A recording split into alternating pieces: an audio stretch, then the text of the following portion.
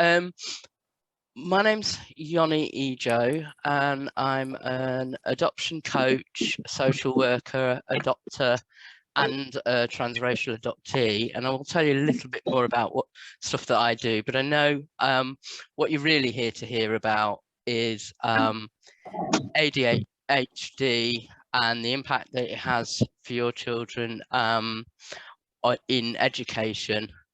And when I was researching into that's absolutely fine. Somebody's having a few problems, so come in and hopefully it will sort itself out. So when I was researching it, what I found was that children in foster care and by extension adoption are 3 times more likely to have an ADHD diagnosis. And I think as a social worker, I can certainly see that being played out. And so it's a really important issue, which reflects, I'm sure, the people who have joined us today. So without further ado, I would like to welcome Anita Hempenius for our masterclass on caring for children with ADHD and its impact on education. Anita is an ADHD coach, consultant and trainer, and runs Scatterbrain Coaching. She's worked as a class teacher, learning support teacher, SENCo and inclusion manager. She's worked in home education centres in an international community and at the Michael Hall Independent School. So welcome, Anita, and I'll hand over to you. Thank you. Thank you.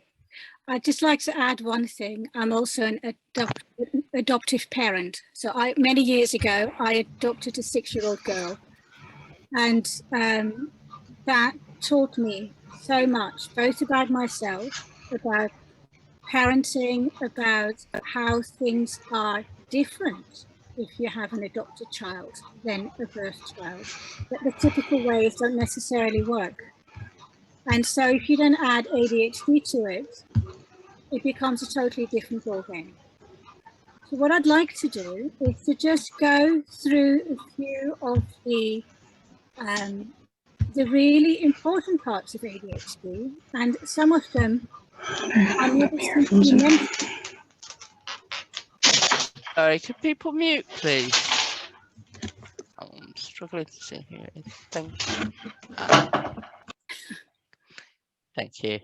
Okay, so some of these things are never quite mentioned when people talk about ADHD, and so I really want to focus on those lesser known areas. For example, one that I find really important, and that also I'm also ADHD, so that also impacts me a lot, is time blindness. We always assume that children that are not on time in lessons, that sort of take forever, that are late, or that don't get things done, that's to do with the fact that they don't want to, or they're just being lazy, and they get all these labels.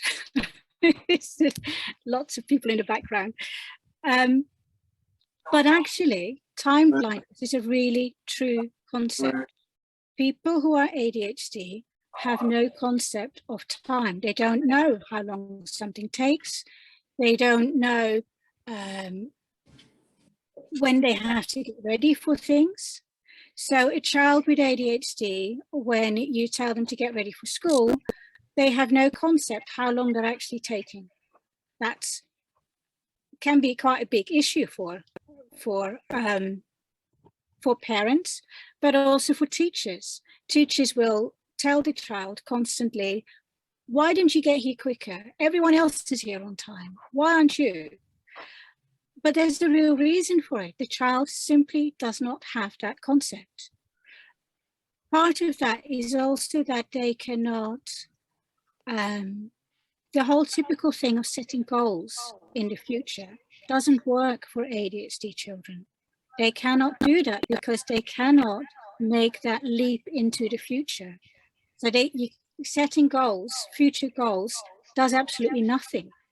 It just makes it impossible for them to achieve whatever it is that's on it. Right, let me just think if there's anything more specifically on time blindness.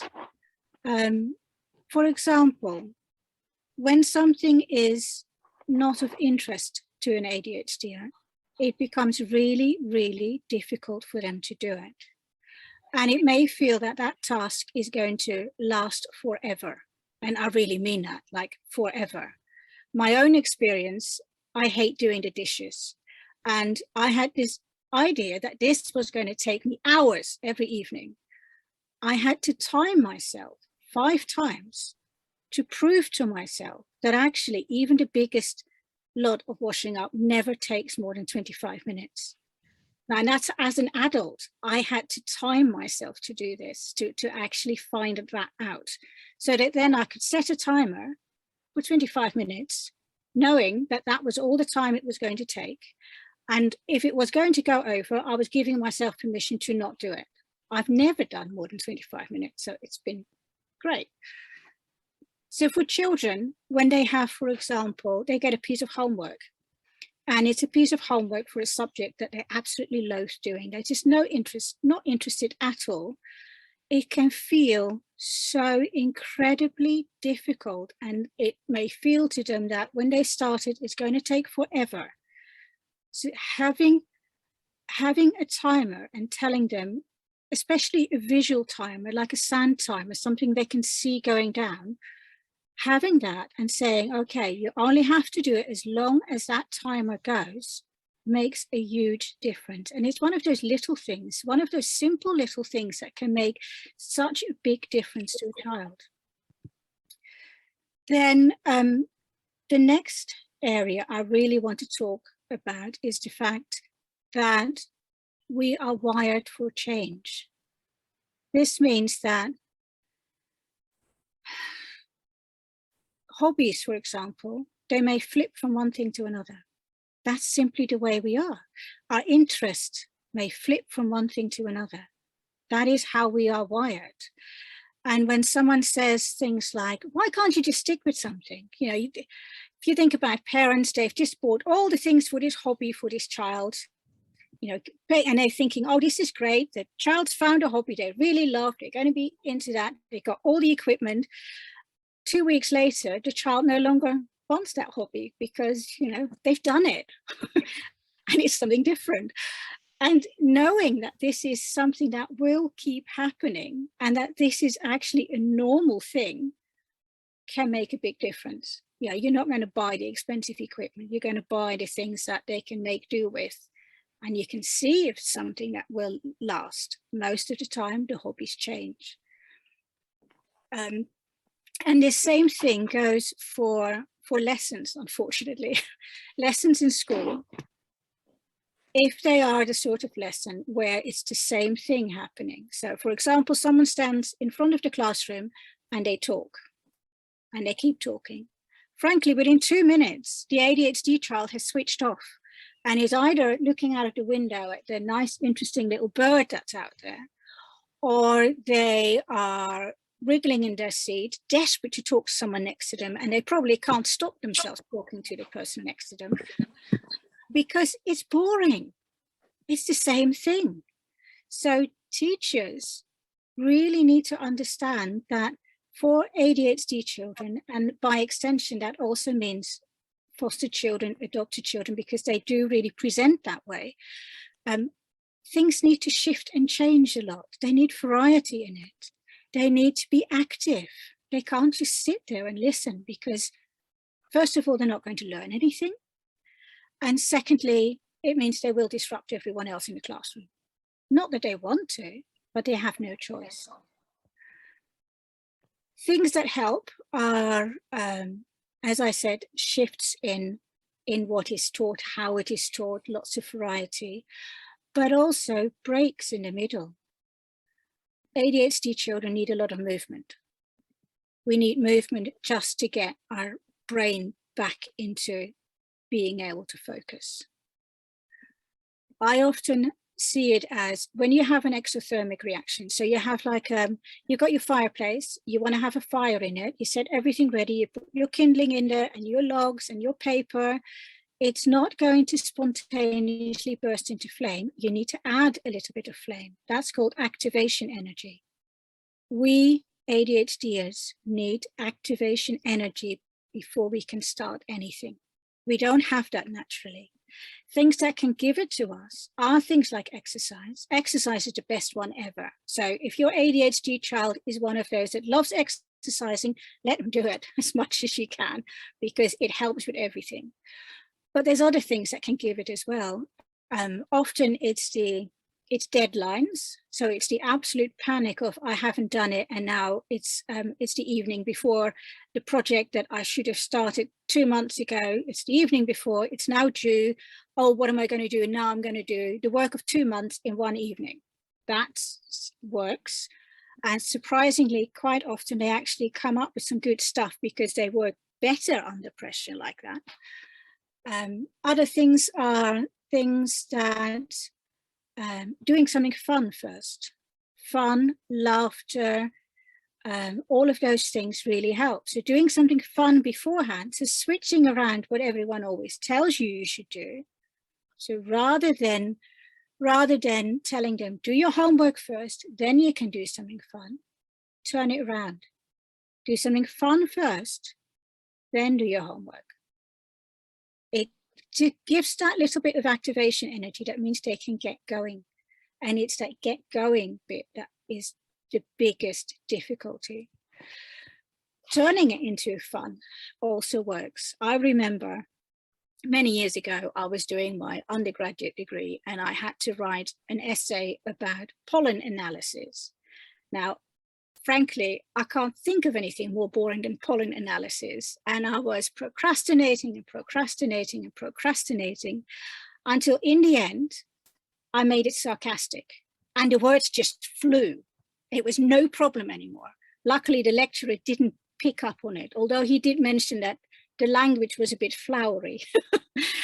But that was my way of being able to get going, to get it started.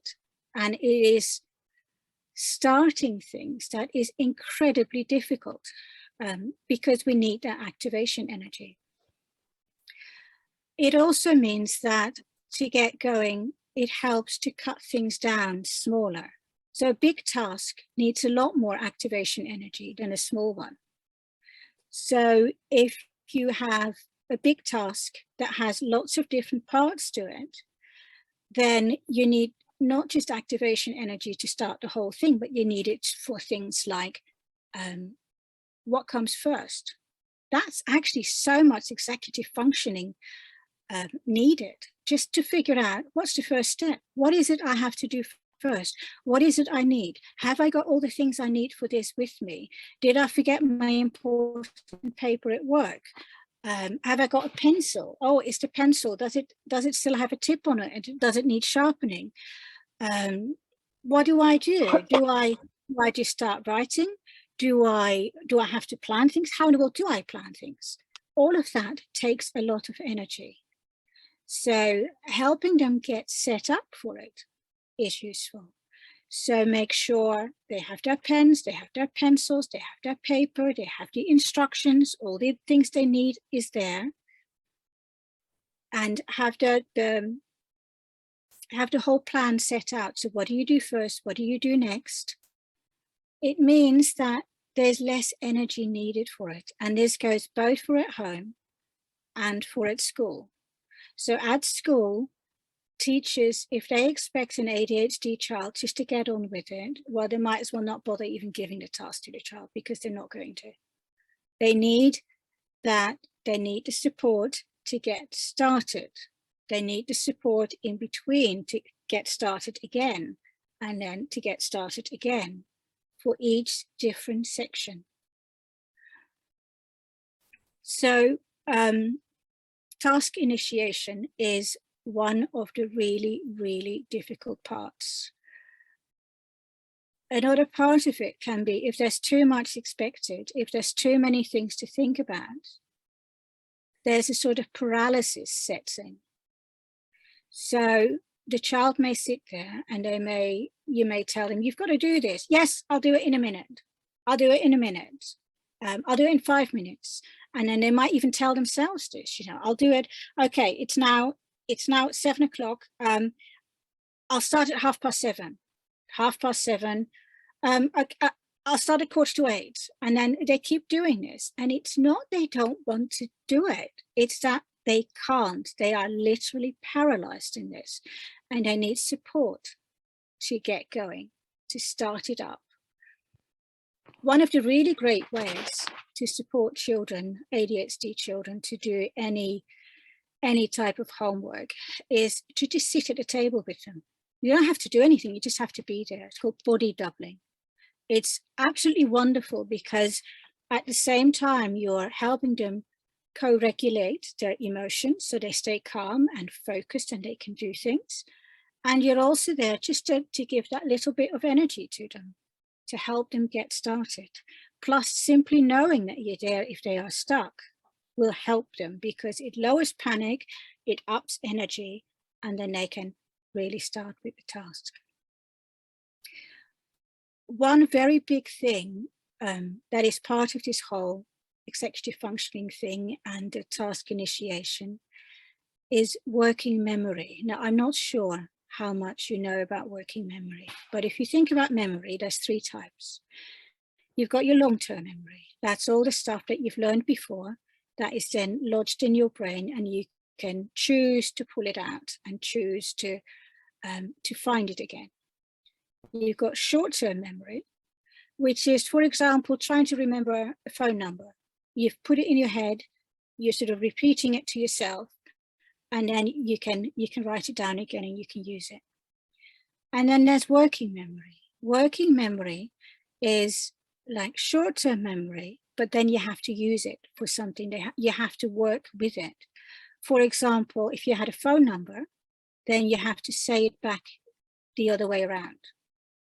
That part is incredibly difficult for ADHDers because our working memory tends to be really small. Where most people might have an A4 page equivalent, we would have a post-it note, small post-it note. And the important thing to remember about working memory is that if it falls off the working memory, it cannot be retrieved. If you have a long-term memory, if you forget something, you can get it back by thinking, where did I go? What did I do? And then sort of that way you can get back to the memory bit, to what you're trying to remember. Working memory doesn't work that way. You only have capacity for so much. It's a temporary memory storage. So if you say to your ADHD child, you say, okay, I want you to go upstairs now. I want you to go and brush your teeth and then pick up your socks. And then, oh, can you just bring the washing down as well? They'll bring the washing down. They won't do anything else. They walk up and they bring the washing down. They'll forget about the brushing of the teeth or anything like that because it's fallen off the post-it note of their working memory. And this can be incredibly frustrating to the parent, obviously. You tell your child to do something and they're not doing it. Why are they not doing it? It's because they're not capable of doing it. They just forgot it. So the important thing there is to remember, give them one instruction at a time. Even if it takes longer, one instruction at a time at least gets it done. In schools, teachers can write instructions on the board, like with number 1, number 2, number 3, number 4, all the things that need doing. Then all the child has to remember, if they forget what to do, look at the board. That's one bit of working memory needed, rather than trying to remember the whole sequence of things. Personally, I think that works even better putting it on the board than giving them a piece of paper with instructions, because they'll lose that bit of paper. Whereas if it's on the board, it's there. Yeah, can't lose it. So yes, so we've done all those bits. The executive functioning part,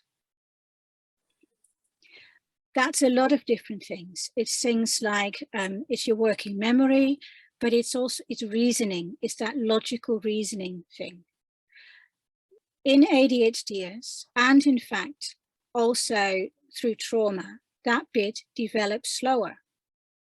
That means if you have a child who's 18, for example, he's 18, you expect him to go into university, they've just done their A-levels, you hope, and go to university, but they've got the executive functioning of maybe a 12-year-old.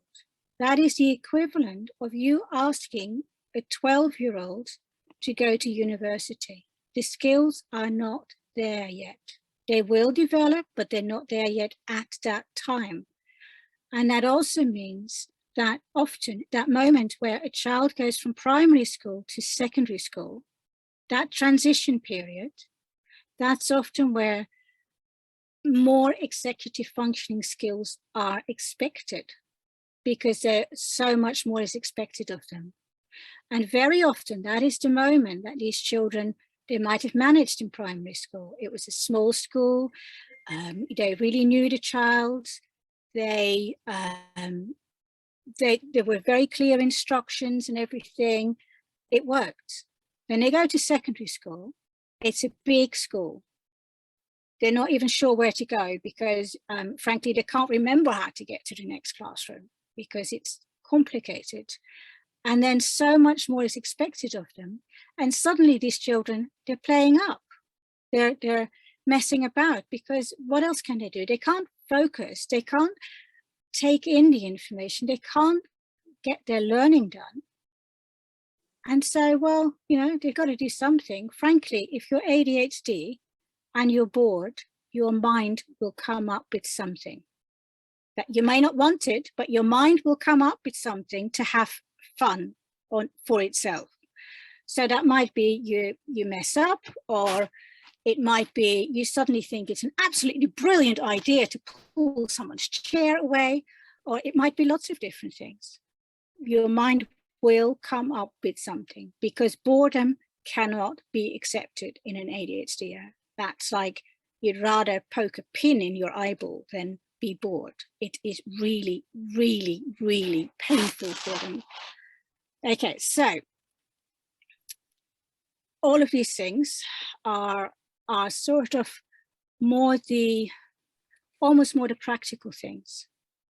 What I'd really like to talk about as well is emotional regulation, which is one of those things that is often the bit that is picked up in schools. It's often a bit because the child suddenly gets really angry about something, or storms off, or shouts, or swears, or any of those things. There are some things to do with emotions and ADHD that I think is really important to know. First of all, where neurotypical people, for example, if you see their emotions as a sort of lake, it might be tiny little waves in it, with, if it's really windy, tiny little waves in it, but usually it's fairly smooth. An ADHDer, it's like an ocean. You get real waves, and on occasion a tsunami comes through. And that is the intensity that they feel with. If an ADHD child tells you they hate you, you know how people say, oh, they don't really mean it. No, in that moment they mean it. They really do. But it passes, and then they no longer do. And recognizing that intensity of emotion is necessary for them, and accepting it and dealing with that child when they have that strong emotion, that is necessary if they are ever to develop their own emotional regulation. Because without it, if you tell a child, you can't be that angry, no, it's not good to be that angry, it's not acceptable, they're never going to learn how to deal with it. They will put a mask on, they will pretend it's not happening. But those feelings, any feelings, need to be felt. If you can't feel your feelings, you can't learn to deal with your feelings. So then the regulation, self-regulation, and that's both ADHDers and, of course, foster children, any children in care, adopted children, they all have that similar their emotional regulation system is still really young, even if they're older. There's like a disparity between it, which means that you might have a 12-year-old that reacts as like a toddler. They have tantrums like a toddler. They have overwhelm. They might flip out, completely overwhelmed. I've done it myself not that long ago, a few years ago. I actually went in complete overwhelm and I shouted and I tried to push someone out of the door, which for me normally is incredibly unlikely. No one would expect that of me. But that was a moment where I flipped straight back into that emotional dysregulation. And so found myself doing things that I would not want to do and that I was really embarrassed about afterwards. So children like that, they may be at school, they get overwhelmed, they then shout or run away, or any of those, and I'll go into that a bit more in a minute, but any of those survival reactions. And then they feel terrible about it afterwards. But instead of helping them with it, they get told off and punished. By age 12, ADHD children will have heard 20,000 more negative criticisms than a neurotypical child. That's really, really sad. And you can see why so many of us start to mask in schools. So I wanted to talk a little bit more about those survival instincts, survival reactions. We call them the 5 Fs. You've got the first one, which is flight, means trying to run away. So that something happens and the child's gone, either physically or mentally, because they can just, like, nothing's happened, pretending nothing's happened. That's also a way of flight. Then you've got fight, which is both the physical fight, but also the shouting, swearing, anything like that. That's another reaction. Then we've got freeze, which is my standard one usually, where basically everything blanks. I have no idea what's going on. My mind freezes. It's the equivalent of the little rabbit in the headlights who cannot hop out of the way to safety because they're just frozen. That's that same one. There's also the fib. That's the lying. I didn't do it, even if you saw them do it and they saw you seeing them do it. I didn't do it. It wasn't me. They may not even know they're saying it. They're in that state. They may not know that they are actually saying those things. And then there's the fawn, the people pleasing. If you have the child who's forever trying to tell you that you are wonderful and you're the best thing and, oh, you're so clever and all of that, that might mean that they are in that survival state. With all of those, the important thing to remember is that their rational brain is not engaged at that moment. If any of those things happened and you go straight in there, and what did you do that for? Why did you do that?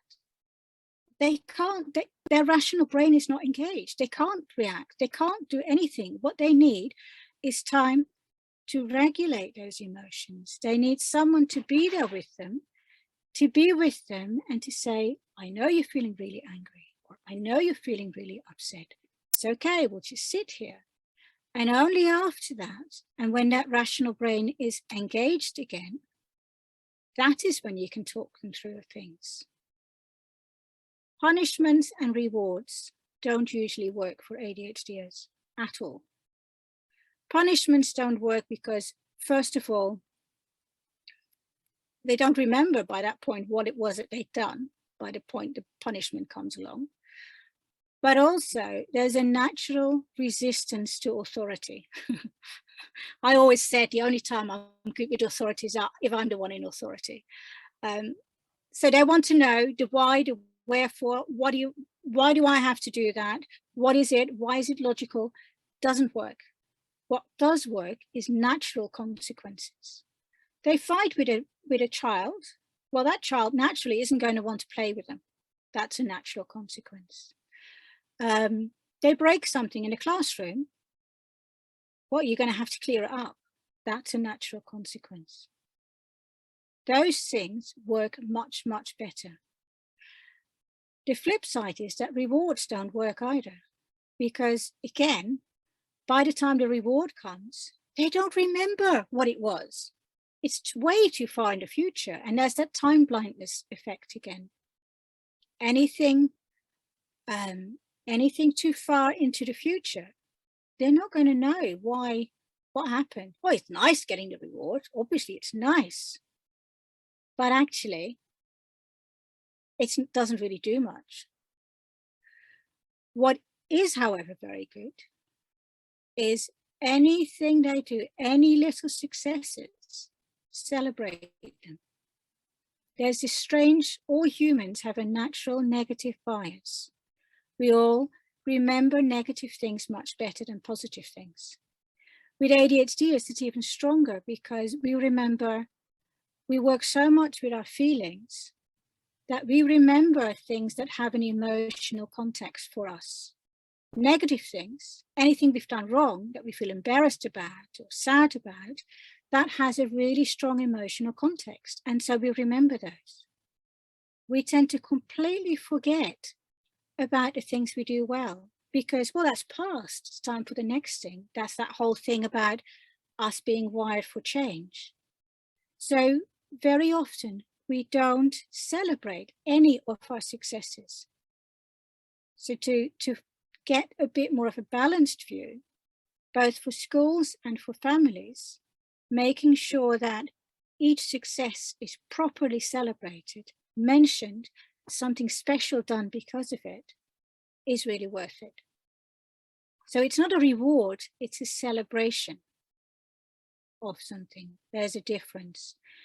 So it's not going to be, okay, if you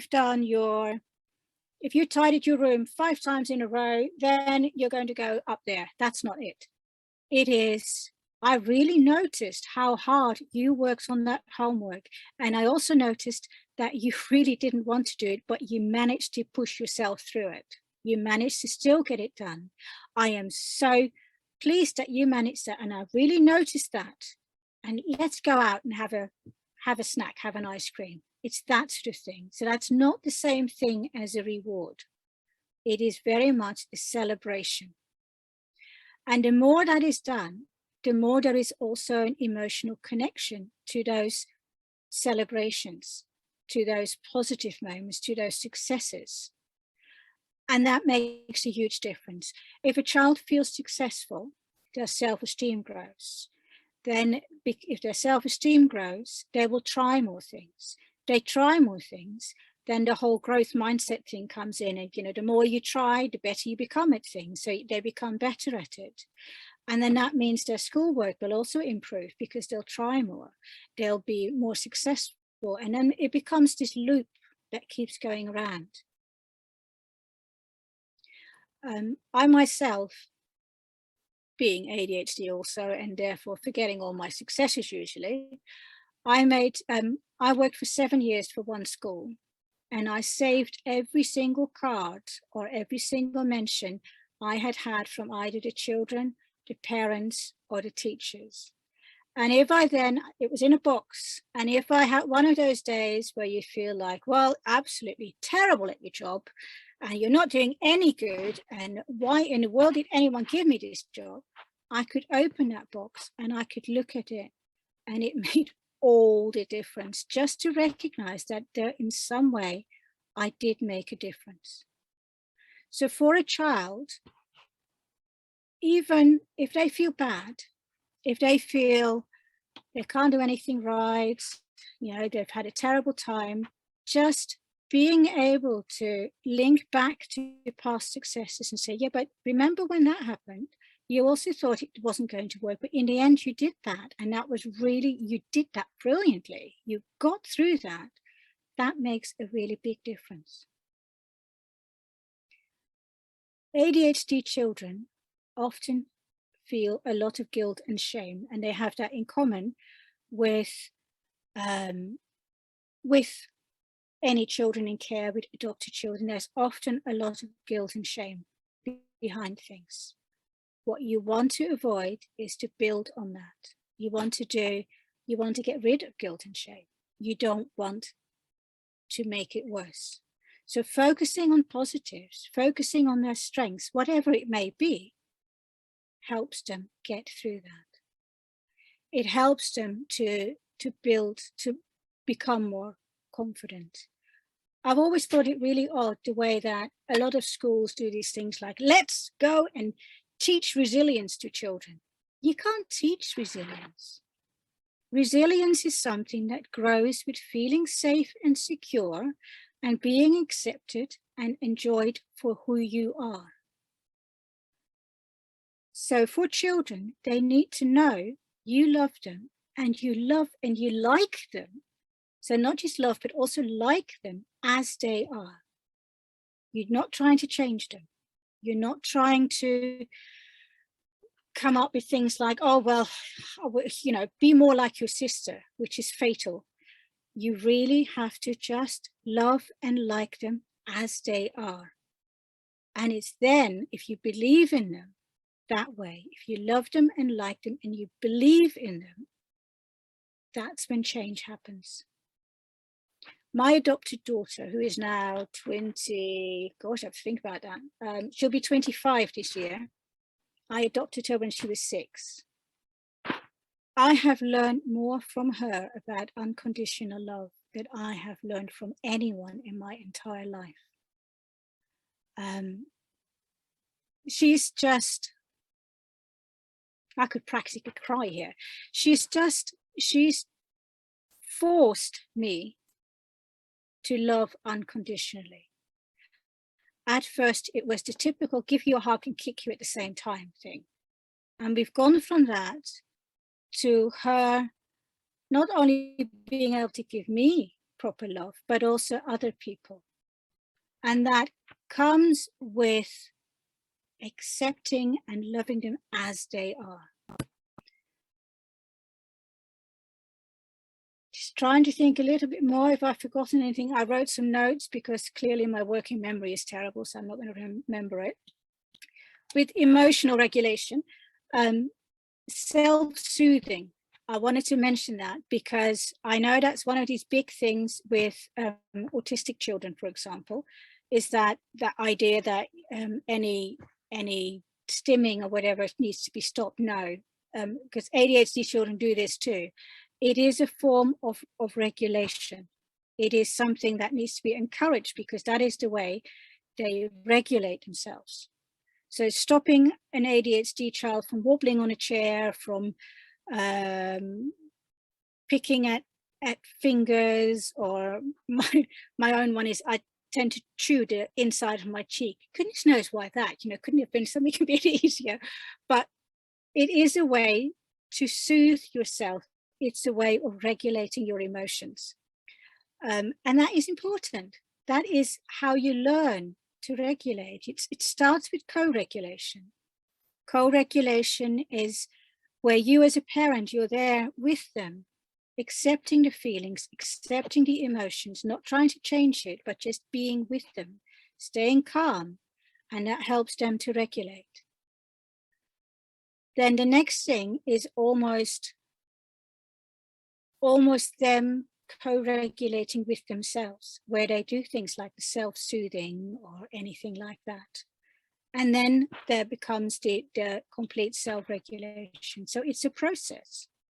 Stopping that midway is not going to do them any good. In fact, it will seriously harm them. So let them soothe themselves. If they need to suck their thumb, I know an adult ADHDer. She's a lovely counselor. She sucks her thumb. What's wrong with it? If it helps, right? Okay. Where am I?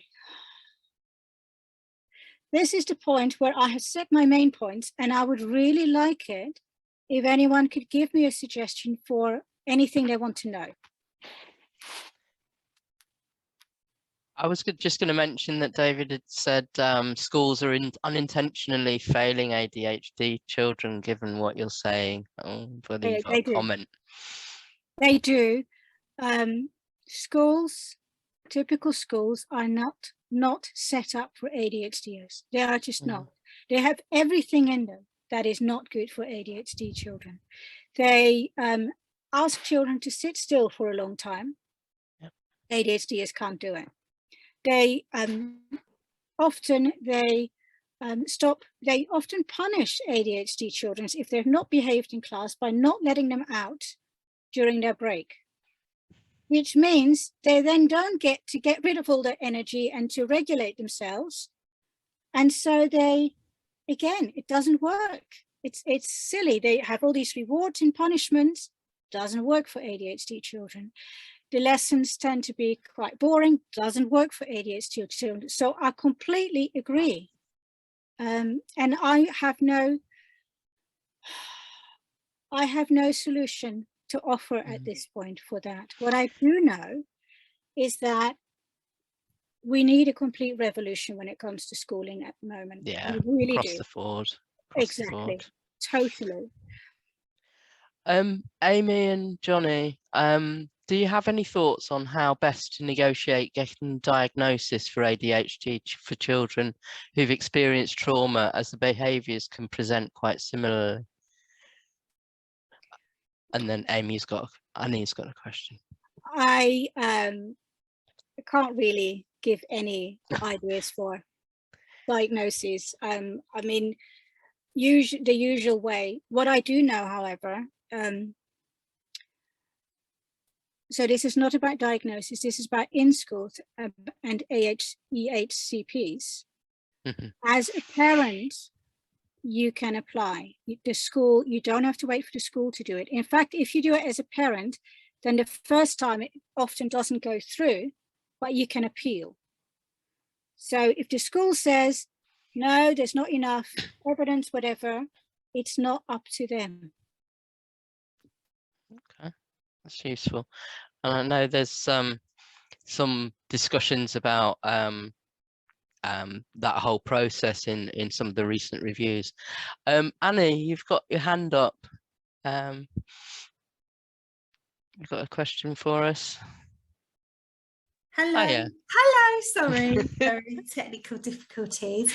I was just wondering if you had a view on the whole debate around professionally and in the therapeutic world, particularly about whether ADHD exists. That's not me saying that, but just in terms of this battle, this debate that I seem to find myself in around, particularly around looked after children and adopted children, that it's trauma, it's developmental trauma, it's not ADHD. And so from a child is almost seen by some professionals in one way and another way by other professionals, depending on who you speak to. And I just wondered if you had any thoughts about that. Well, I know this one keeps coming up, doesn't it? Yeah. And the thing is, what does it matter? Right? This is the bit that gets me, because I can't help thinking there's probably a bit of both. If I think, I don't know if anyone's read the whole book by Gabor Mate, Scattered Minds. Yeah, I have. I really loved that one because it made me think, because my parents, I'm Dutch, my parents, I'm half Jewish. My parents grew up, they were children during the Second World War in Holland. So there is a lot of automatic intergenerational trauma. But on the other hand, I also know both my parents are also ADHD. So how far back does that go? How does that, my personal view, and this is very much my personal view, is that ADHD starts as a predisposition for ADHD, and then something may flick it into existence. Like with a lot of, yeah, that's basically how I see it, but that's my personal view. And I still think, which is also why I'm saying with a lot of adopted children, that even if they're not innately ADHD, if they present as it, yeah, like a brain boy, so who cares? Yeah. It's just work with it. Can I also mention a little bit here with it is that ADHD in girls presents differently than ADHD in boys. And I haven't mentioned it, but I really want to mention that, because ADHD in boys is often the typical hyperactive little boys who bounce off the ceiling and stuff. ADHD in girls is the daydreamers, the ones who everyone says, oh, you know, she's a bit ditzy, you know, oh gosh, she's just a little bit, she's a bit blonde, that sort of thing. They have as many difficulties, if not more, than the boys. They're just not picked up. So that's just something I really wanted to mention here. Thank you. I will get everyone to have a chance of asking their question. Danielle, any tips on time management for 10-year-olds? Visual timers don't work as she becomes more anxious and obsessive about watching time passing. Okay, yes. The big thing there is that nothing is going to work for long. It is that variety that is needed. So instead of having one thing of doing it, have a toolkit of possibilities and let her choose. Time management. My feeling is often that actually for us, time really is an artificial construct. And it's important to recognize that. It's actually not really real, is it? Sort of the way we're doing time. The way people used to be is they would just do things as it came up that was necessary at the time. ADHDers are closer to that. So it sort of depends on what specific, have you got anything specific on this, a specific situation, because it's so context. Okay. Well, I'll give her a little bit of time to add to it. So I'll take, Robert, you've got your hand up. And then Marie, can you hear me? Yeah, thank you.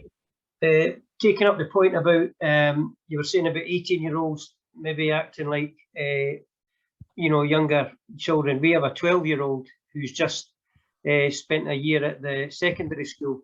And much as they engage with us and they seem to be kind of indulging us, if you like, but we keep getting this response of the child needs to take more responsibility.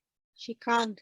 But it's a he, and he's 12 and he has ADHD, and a foster child, and we've been learning on this for the past 3 years, and moving the transition to the secondary school was a real downer for us. We were really apprehensive and worried about his reaction. He's actually handled it quite well this past year, especially the moving about classes, which we think has benefited him, because instead he's sitting in one classroom, he's moving about. He does have a support network, but it's this thing, when he does get into some kind of situation, it's always him that's taken to the, it's called the cloud, this place where they go, and he feels safe and he likes it there. However, when he comes home, he'll say, I'm the only one that got took out of class. The other boys that were involved or whatever, they seem to, in his mind, get away with it. When we react with the school, this thing about taking responsibility, and I just don't think that they seem to get that aspect of it. No, there's two parts to this, because yes, you're completely right. He cannot take responsibility. He's not ready for that. And that is something, it may be worth finding specific articles. There is a magazine, an online magazine, an online website called Additude, ADDITUDE, that has a lot of articles in it. And it might be worth finding one in there that states this really clearly, because then you have something to show, you have some facts to show. And secondly, that bit about him being the only one that gets taken out of the classroom, that's probably true. Teachers do, basically, it's the child that causes a problem at one point, is lodged then in the teacher's mind. If something happens, it's automatic. that the teacher will take that. And it's, as a teacher, and I've been a teacher, as a teacher, you have to be really aware of everything and of all the children to stop that happening. So you're right, and you're probably right that that is what's happening. Yeah, and I think it's hard because in his eyes, he's the scapegoat kind of thing, because he does get picked on. He does get, well, we're calling it bullied. He calls it bullied. And if he calls it bullied, that's what it is. That's it. That's his state of mind. So when we go to the school with that, I feel it's a kind of us and them situation at that point. Yeah, and although explain that they don't have bullying and stuff. Yeah, again, there's two sides to that one, because ADHD children, because of that very young emotional regulation thing, they may also not recognize when they are doing something that is not acceptable. Yeah. So there's that side. Yeah, oh, obviously, yeah. And there's also then the side of the schools. If a school says there's no bullying in this school, that's wrong. There's always bullying in schools. Absolutely. It's everywhere there's bullying going on. So Absolutely. anyone who says that in a school, it's like, well, that's impossible. Yeah. Totally agree. Marie asks, thank you. Marie asks, is there an advantage to getting an ADHD diagnosis? Yes. That's a very definite yes. Right. For the child themselves. Lots of people say to me, oh yeah, but I don't want to label my child. The thing is, they are labeled anyway. I was labeled as could do better. I was labeled as if she only tried. Yeah. I labeled myself as lazy. So there are labels, and getting a diagnosis is such a relief if it is accompanied by lots of explanations. Clearly, you know, if you just say, oh, you're ADHD, then it's like, oh, well, I can't do that because I'm ADHD, and then it can be an excuse. But if it's accompanied by lots of explanations on what that means, that different brain wiring, it is a complete advantage. I would always say, yes, it is useful to get a diagnosis. Yeah, thank you. I mean, just from my personal experience over the last couple of months, I've started to realize that actually I probably do have a level of ADHD, and it's almost like a whole load of things that I thought I was really bad at, I thought that I was very stupid at, clicked into place, and now I have an explanation, and I'm not what I thought I was, and I'm hurtling towards 60 and finding this out. So I really hope that yeah, you do follow that up, because I think it really does help. Jasmine asks, do you have any ideas how to help children to feel more positive about themselves if they have ADHD? CAM support hasn't had any impact, and I frequently identify her strengths. Okay, so it's identifying strengths is good, but what also really helps, there is a website, it's called viacharacter.org, I think, which stands for Values in Action, and it is one way of doing a strength questionnaire, but it's a different one. It is one where mine, for example, my top strengths are creativity, love of learning, and curiosity. So it means once you know this, you can, with anything you do, you can think, how am I going to use my creativity in here? So it's almost more about what is important for you. And there's a children's questionnaire on there as well. So, and it's free. So I would say that's a really good one to have to look at, because then you can point out the strengths in whatever they do. So there's something, okay, there was something broke, okay, I'm just trying to think what, but something broke, and they managed to quickly make a quick fix of something. If they had creativity, you say, oh, that really showed the creativity in your strength is. So it's linking it specifically to things with strengths. And for the rest, I would say it's that celebrating of successes. Always celebrating every success, pointing it out. Not in a, oh, that was really good of you, but more in a, I noticed that your sister poked you in the arm and you left it. I really noticed you doing that. So not in a giving it a value, but more in a statement that the child is really seen. That makes a big difference. And then celebrating, if they have a whole week, for example, and they manage to get a project done, really celebrate and say, I noticed you have got that project done. Let's go out for something or other, or let's go and get you, let's go and watch a nice film and you get to choose. So celebrating for me, everything starts with that, because that says the child is not just accepted, the child is enjoyed as they are. You notice what they're good at, you notice when they're trying, because celebration should always be on trying things. It's on the effort put in rather than the result.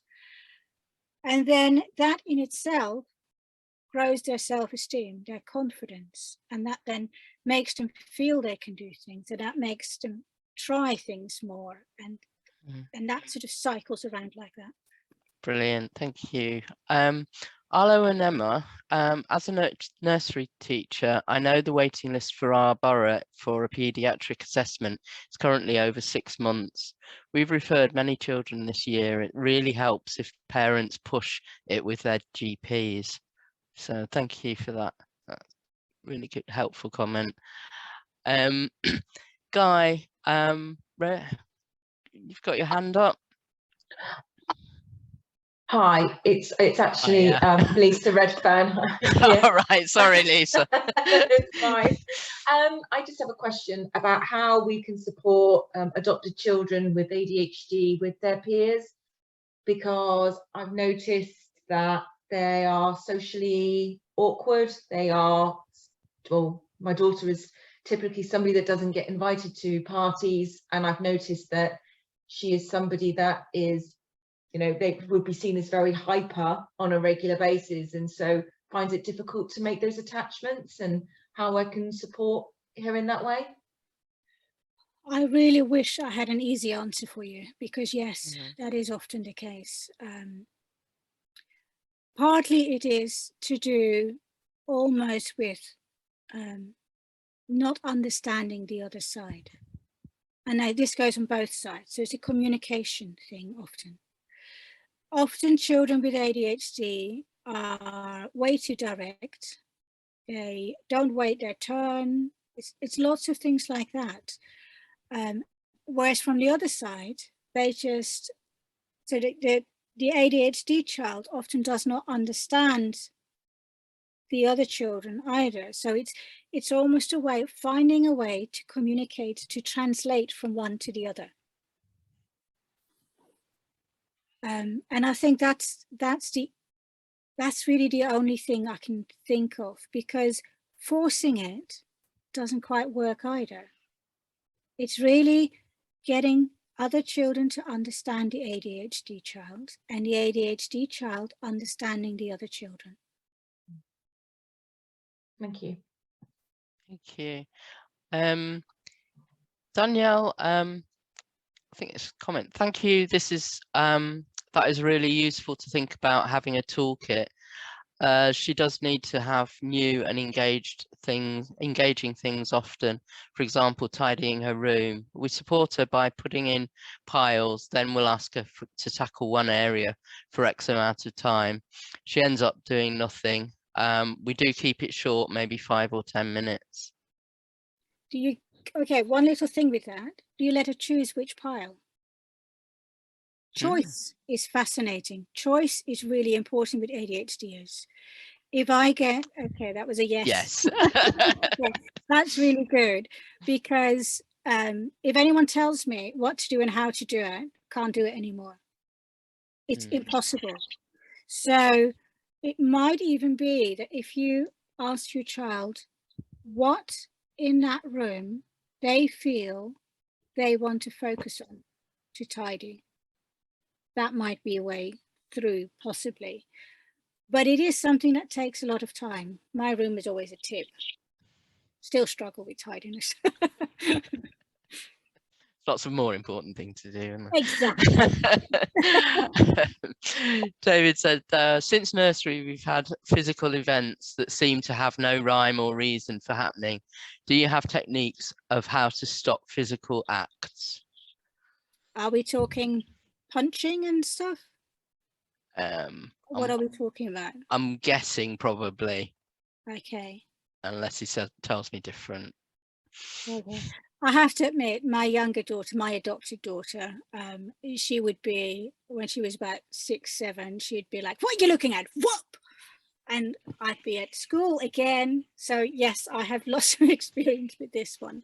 All I can say is it takes a long time, but the key is to always, after every single one, let them calm down and then have the conversation. Not blaming, but more talking through what happened, what was the thing that happened before, what was the thing that happened that made this happen, because there's always a trigger somewhere. And then talking through, what do you think, what might next time? Is there some way that you could find that you could do this differently another time, that you could, what is a way that you can avoid it?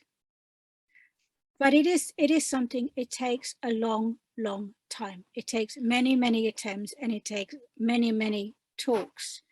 And the important bit is to not do it as, why did you do that? And make them feel guilty and shamed and everything. It is all to do with having really good conversations and trying to get to what it is that triggered it.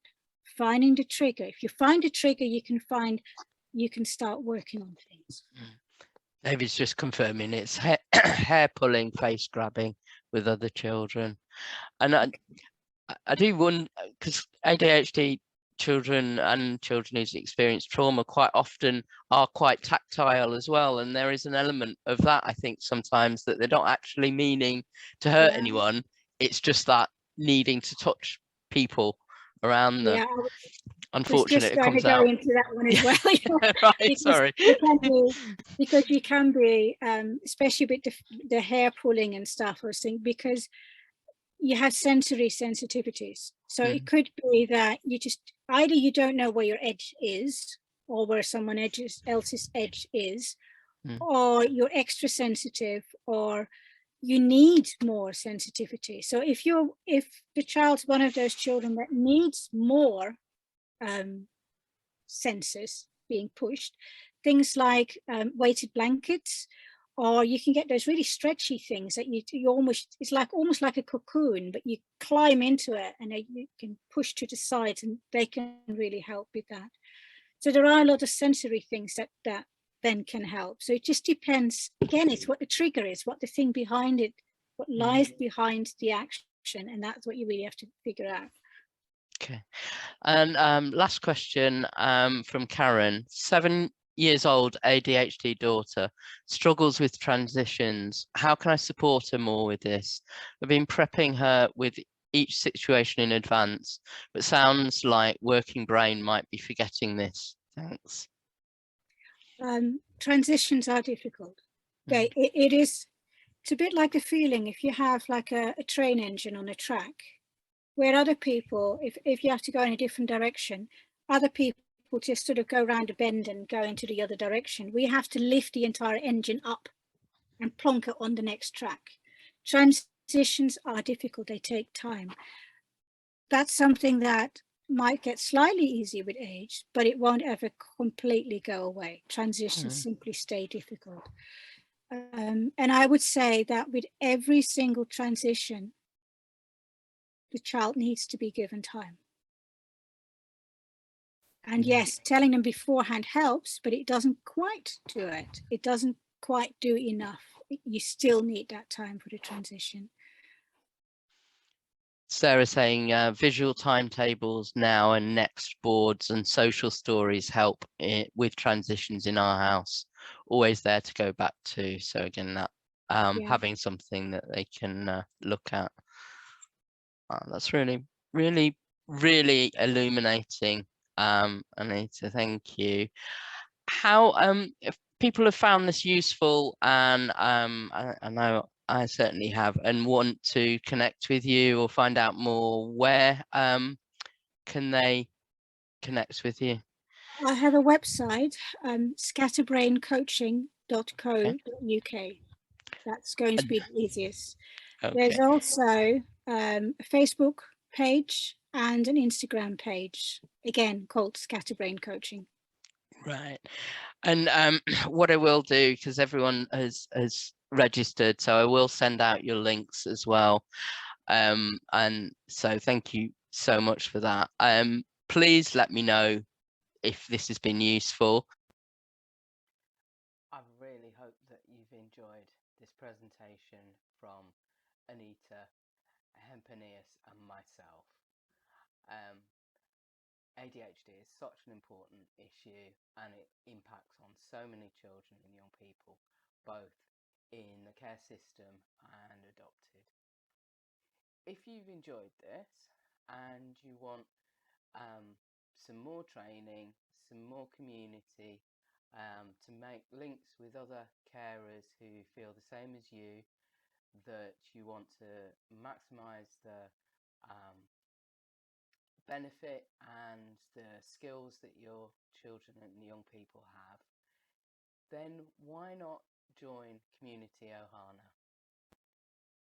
Community Ohana will help you make links with other like-minded adopters, foster carers and special guardians, and you will also get a range of benefits, which will include monthly training on subjects that are really relevant to you caring for your child, campfire conversations, which is a support group and talking about specific subjects like life story work, self-care, using play to increase attachment, and a range of others.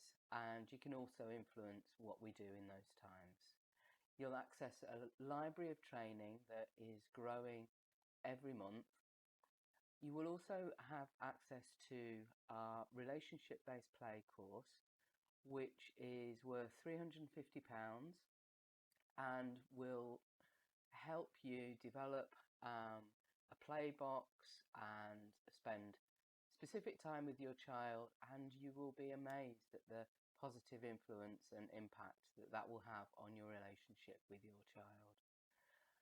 You'll have access to the anti-racist adoption training for transracial adopters, as well as interest of any carer who wants their child to be truly anti-racist.